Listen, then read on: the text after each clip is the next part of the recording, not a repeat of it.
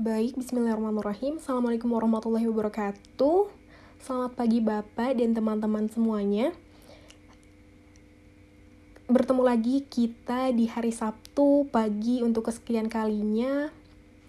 Izinkan kami untuk dapat mempresentasikan terkait topik Implementation of Employment Motivation yang kita angkat implementasinya dari Tesla dan juga pendiri-pendirinya. Sebelumnya sekilas info, Tesla Motors didirikan oleh dua insinyur otomotif, yaitu Martin Eberhard dan juga Mark Tarpenning pada Juli tahun 2003. Kedua orang ini ingin membuktikan bahwa mobil listrik lebih baik, lebih cepat, dan juga lebih menyenangkan untuk dikendarai dibanding mobil berbahan bakar minyak. Selain Eberhard dan juga Mark Tarpenning, Elon Musk merupakan pendiri sekaligus direktur utama atau CEO dari Tesla Motors. Sebelumnya tak kenal maka tak sayang, maka izinkan saya untuk memperkenalkan anggota grup dari kelompok 6. Yang pertama ada Azizah Nurul Jihad dengan NIM A140120146. Kemudian ada saya sendiri Amelia Aisyah dengan NIM 14012011095. Kemudian ada Diva Ulinuha, NIM D14012011105. Kemudian ada Ahdan Muhammad, NIM D14012011108. Dan yang terakhir ada anggota kelompok kami bernama Wildan Rahmat Fahrezi dengan NIM D140121001. Mengenal istilah Ikigai. Mungkin teman-teman semua udah tahu dan udah sering mendengar istilah ini gitu ya. Ikigai merupakan cara orang-orang Jepang untuk dapat semangat bangun di pagi hari guna mencapai tujuan hidup yang ingin mereka capai. Tentunya butuh motivasi untuk timbul Ikigai pada diri seseorang. Motivasi yang hadir juga dapat dibedakan menjadi dua jenis yang kami simpulkan, yang mana dapat timbul dari diri sendiri ataupun terpengaruh dari orang lain. Dengan kata lain, motivasi dapat hadir secara internal maupun eksternal. Dan ya, teman-teman pasti udah mengenal gambar yang ada di slide ini. Tentu saja ini adalah Elon Musk gitu ya.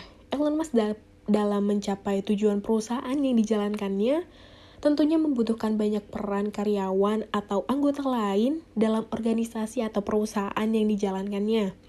Kesuksesan dari para anggota organisasi atau para karyawan yang ada dalam perusahaan acap kali bergantung pada sikap dari seorang pemimpin. Tentunya teman-teman juga udah tahu ya banyak permodelan dari pemimpin-pemimpin yang ada. Dan seringkali motivasi menjadi acuan para anggota untuk tetap bersemangat untuk mencapai tujuan bersama.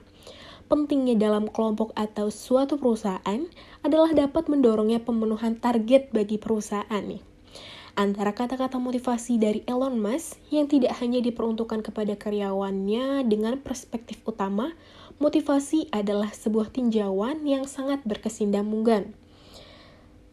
Empat perspektif ini diantaranya adalah content theories, process theories, job design theories, reinforcement theories. 4 pandangan atau perspektif ini terkait motivasi yang sangat mewakili hak-hak dari seorang manajer ataupun karyawan. Sebagai CEO Tesla atau pendiri dari SpaceX ataupun sebagai pendiri perusahaan berbasis teknologi, Elon Musk butuh untuk memberikan hak kepada para karyawannya. Dalam perspektif content theories dan juga proses teoris, sebagai inovator yang juga merancang kinerja perusahaannya, beliau juga berhak untuk memiliki perspektif job design teoris, yang mana sebagai seorang yang mampu atau berhak untuk fokus guna merancang pekerjaan yang mengarah pada kepuasan dan juga kinerja dari para karyawannya. Dan reinforcement theories atau di mana motivasi ini merupakan fungsi dari konsekuensi perilaku yang dalam hal ini Elon Musk dalam mencapai pencapaian dalam penciptaannya menjalankan secara realistis dengan perilaku yang sedang berjalan. Mungkin teman-teman juga banyak mengetahui kata-kata mutiara yang beliau keluarkan, salah satunya nih ya. If you get up in the morning and think the future is going to be better, it is a bright day, otherwise it's not. Perspektif proses tentang motivasi karyawan. Segala sesuatu yang berkaitan dengan proses berpikir di mana orang memutuskan bagaimana bertindak terbagi menjadi 3 sudut pandang, yaitu berdasarkan teori kesetaraan atau keadilan, teori harapan, dan teori penetapan tujuan.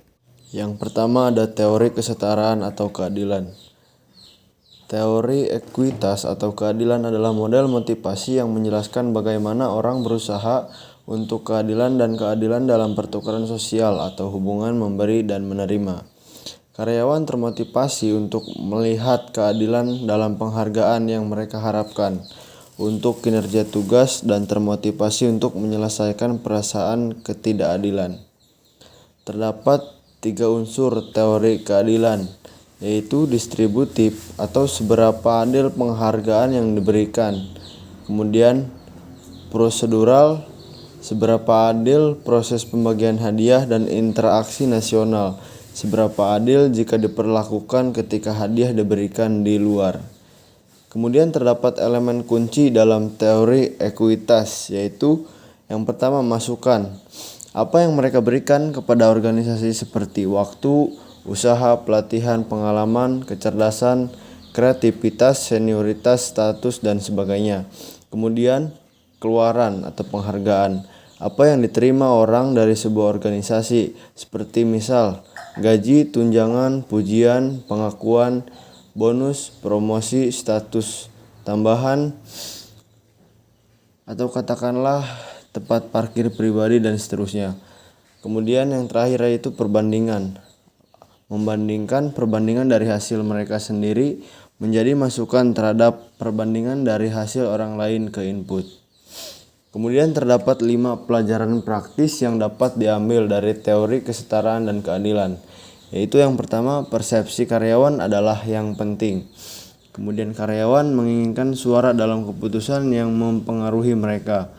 Kemudian karyawan harus diberikan proses banding. Perilaku pemimpin itu sangat penting.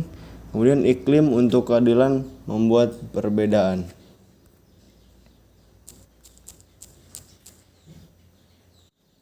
Sudut pandang kedua yaitu sudut pandang berdasarkan teori harapan.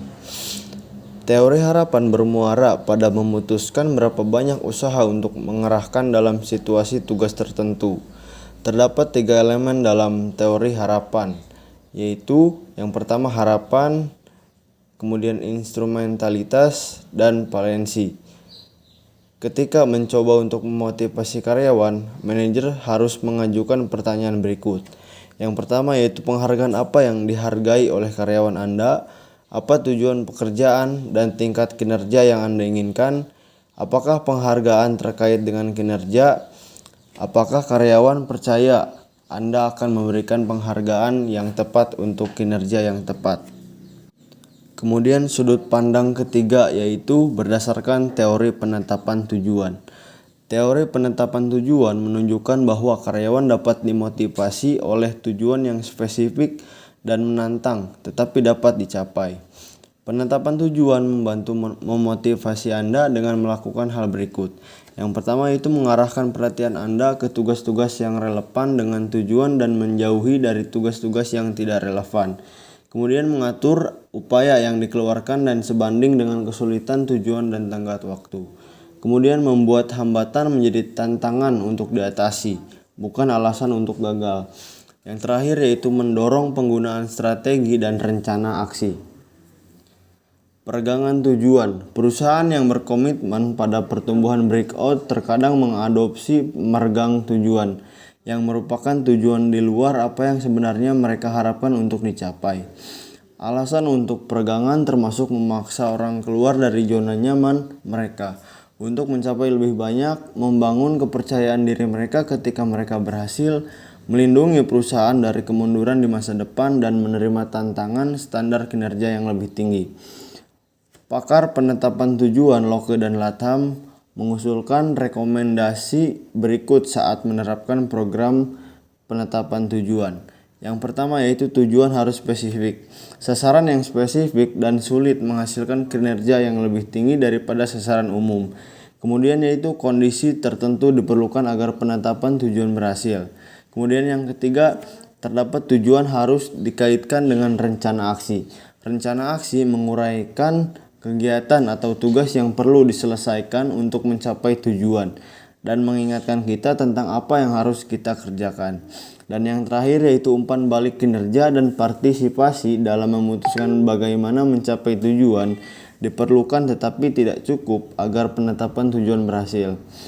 Umpan balik dan partisipasi meningkatkan kinerja hanya ketika mereka memimpin karyawan untuk menetapkan dan berkomitmen pada tujuan yang spesifik dan sulit. Keberhasilan Ellen menjadi pengusaha sukses tidak lepas dari dirinya yang senang bekerja keras. Ia bisa bekerja sepanjang waktu tanpa henti. Dari kerja kerasnya, ia menghasilkan banyak terobosan terbaru. Kisah inspiratif Ellen memang diawali dengan perjalanan yang panjang. Dari pernyataan tersebut membuktikan bahwa Elon Musk dalam perjalanan hidupnya menerapkan sebuah teori penetapan tujuan, yang mana ia ingin mengubah kehidupannya menjadi lebih baik dengan mengorbankan waktu dan tenaganya untuk bekerja keras. Hal itu dibuktikan dengan kebiasaannya bekerja keras sepanjang waktu. Dan menurut teori penetapan tujuan, apa yang kita lakukan berbanding lurus dengan hasil apa yang kita dapatkan. Elon Musk berani keluar dari zona nyamannya untuk menjadi pebisnis yang dengan tingkat resikonya yang cukup tinggi.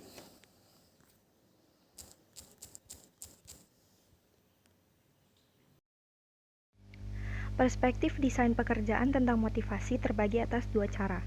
Yang pertama cara tradisional dan yang kedua cara modern. Cara tradisional adalah menyesuaikan orang dengan pekerjaannya, dengan asumsi bahwa orang akan secara bertahap terbiasa dengan pekerjaannya seiring dengan berjalannya waktu. Teknik yang digunakan dalam cara ini adalah manajemen ilmiah, berupa pengurangan jumlah tugas yang diberikan. Ketika tugas yang dikerjakan berkurang, memungkinkan seseorang untuk dapat fokus mengerjakan pekerjaan yang sama dalam waktu yang lebih efisien dan produktif. Kedua, cara modern. Cara modern adalah pekerjaan yang cocok untuk orang-orang, dengan asumsi bahwa kurang bermanfaatnya orang-orang dalam suatu pekerjaan karena menginginkan tantangan, variasi, dan tanggung jawab yang lebih. Terdapat dua teknik yang digunakan dalam cara ini, yaitu perluasan pekerjaan dan pengayaan pekerjaan. Perluasan pekerjaan berupa penambahan tugas dalam suatu pekerjaan untuk meningkatkan variasi dan motivasi. Yang kedua, pengayaan pekerjaan, menempatkan lebih banyak tanggung jawab dan faktor motivasi lainnya menjadi pekerjaan. Penerapan desain pekerjaan Elon Musk. Elon Musk menerapkan cara tradisional dan cara modern dalam meningkatkan motivasi karyawannya. Cara tradisional diantaranya yang pertama, menghindari rapat-rapat besar. Elon Musk pernah berkata, keluarlah dari semua rapat besar kecuali jika rapat tersebut benar-benar memberikan nilai positif. Jika memang harus dilakukan, lakukanlah dalam waktu yang singkat. Yang kedua, meninggalkan pertemuan-pertemuan rutin. Elon Musk menyebutkan pertemuan rutin harus dihindari jika tidak ada permasalahan yang benar-benar harus diselesaikan. Yang ketiga, tinggalkan rapat atau pertemuan jika tidak berkontribusi. Meninggalkan pertemuan bukanlah perbuatan yang tidak sopan. Perbuatan yang tidak sopan adalah ketika kamu hadir dan membuang waktu orang lain. Kemudian cara modern. Di antaranya, yang pertama, jangan gunakan jargon dalam komunikasi. Elon Musk mengatakan hindari penggunaan jargon saat bekerja. Hal ini karena penggunaan jargon hanya akan menghambat proses komunikasi. Kedua, berkomunikasi secara langsung. Elon Musk menyebutkan komunikasi seharusnya dilakukan secara singkat dan dengan akses yang mudah untuk mempercepat proses pengerjaan. Dan yang terakhir, ikuti logika bukan aturan. Sebagai gambaran, selalu gunakan akal sehat untuk menuntunmu dalam bekerja. Jika mengikuti peraturan perusahaan adalah ide buruk, maka peraturan tersebut harus diganti. 4 penguatan motivasi. Yang pertama positif, yakni penggunaan konsekuensi positif untuk memperkuat perilaku tertentu. Yang kedua ada kepunahan, melemahnya perilaku dengan mengabaikannya atau memastikan tidak diperkuat. Yang ketiga ada negatif, proses memperkuat perilaku dengan menarik sesuatu yang negatif.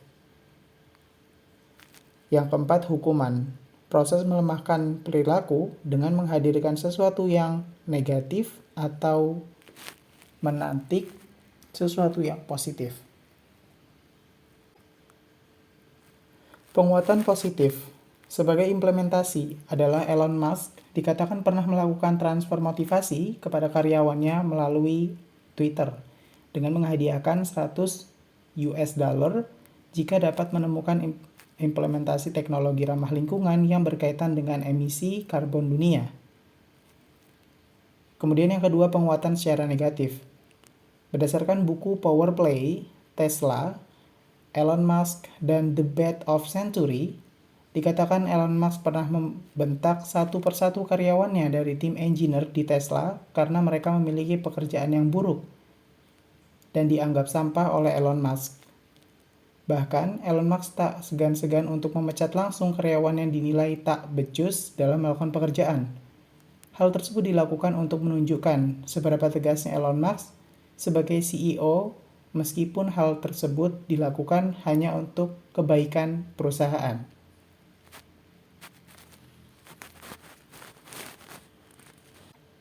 Yang ketiga adalah kepunahan. PT Tesla sengaja melakukan penundaan dalam pembangunan Gigafactory atau perusahaan PT Tesla akibat adanya kesulitan secara birokrasi yang dijalankan oleh pemerintahan di tempat perusahaan akan didirikan, yakni Jerman. Kemudian yang keempat ada hukuman. Perilaku hukuman yang PT Tesla lakukan melalui Elon Musk dengan memberikan rasa takut dan hukuman bagi karyawan yang telah melakukan kesalahan. Hal ini terjadi pada Alex Katilov yang dipecat pada 6 Januari karena dituduh mencuri 6.000 dokumen digital terkait program otomatisasi pada bisnis perusahaan mobil listrik tersebut. Hal ini dilakukan agar dokumen terjaga dan menjadi pembelajaran bagi karyawan lainnya. Teori penguatan merupakan suatu teori yang menyarankan suatu perilaku yang akan diulang di kemudian hari jika memiliki konsekuensi yang positif bagi perusahaan. Namun, cenderung tidak akan diulangi jika mengalami konsekuensi yang negatif.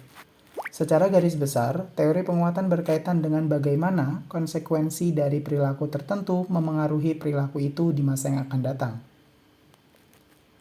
Terdapat 4 jenis penguatan. Yang pertama, penguatan positif. Kedua, penguatan negatif. Ketiga, kepunahan. Dan yang keempat, hukuman. Kompensasi insentif terbagi menjadi beberapa bagian. Yang pertama, membayar untuk kinerja. Yang kedua, ada bonus.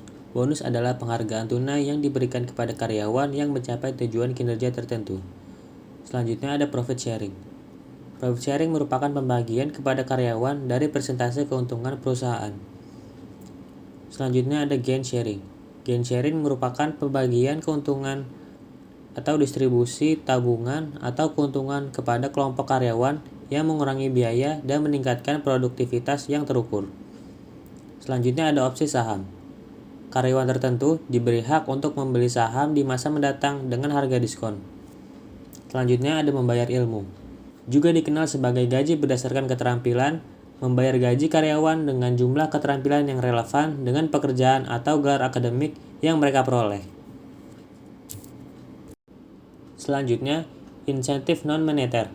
Karyawan yang dapat berperilaku mandiri, memecahkan masalah, dan berinisiatif cenderung menjadi orang yang akan pergi jika kebutuhan mereka tidak terpenuhi. Kebutuhan tersebut diantaranya yaitu: pertama, ada kebutuhan akan keseimbangan kehidupan kerja. Keseimbangan kehidupan kerja adalah penentu utama kesuksesan karir. Penawaran pemberi kerja yang dirancang untuk memenuhi keinginan keseimbangan kehidupan kerja adalah work-life benefits, flex time, dan vacation atau sabbatical time. Work-life benefits adalah program atau inisiatif manfaat yang disponsori oleh pemberi kerja yang dirancang untuk membantu semua karyawan menyeimbangkan kehidupan kerja dengan kehidupan rumah. Flex time atau waktu fleksibel adalah karakteristik tempat kerja yang fleksibel, termasuk pekerjaan paruh waktu, waktu fleksibel, minggu kerja yang dipadatkan, pembagian pekerjaan, dan telecommuting atau kerja jarak jauh. Vacations and sabbatical adalah memberikan liburan dan waktu cuti untuk kehidupan keluarga dan kehidupan pribadi. Yang kedua, kebutuhan untuk mengembangkan keterampilan mereka. Pekerjaan dianggap sebagai cara untuk mendapatkan keterampilan yang akan memungkinkan mereka untuk mendapatkan kehidupan yang layak di masa depan. Yang ketiga, kebutuhan akan lingkungan kerja yang positif. Bekerja dalam lingkungan yang positif dimulai dengan gagasan kesejahteraan. Kesejahteraan adalah dampak gabungan dari 5 elemen, yaitu emosi positif, keterlibatan, hubungan, makna, dan pencapaian. Yang keempat, ada kebutuhan untuk penting. Menemukan makna dalam pekerjaan mereka. Pekerja ingin bersama sebuah organisasi yang memungkinkan mereka untuk merasa bahwa mereka penting. Implementasinya, Elon Musk sebagai CEO Tesla melakukan yang terbaik untuk menginspirasi karyawannya dan mencegah mereka mengundurkan diri dengan memotivasi mereka untuk sukses dan membantu mereka merasa seperti mereka adalah bagian dari tim yang lebih besar, atau motivasi non-moneter. Penelitian yang disusun oleh situs web ulasan perusahaan yaitu Glassdoor menunjukkan bahwa perusahaan menginvestasikan banyak uang saat merekrut karyawan dan untuk kompensasi insentif bagi karyawannya. Baik, Bapak dan teman-teman semuanya, mungkin sekian yang dapat kami paparkan dalam presentasi kami hari ini.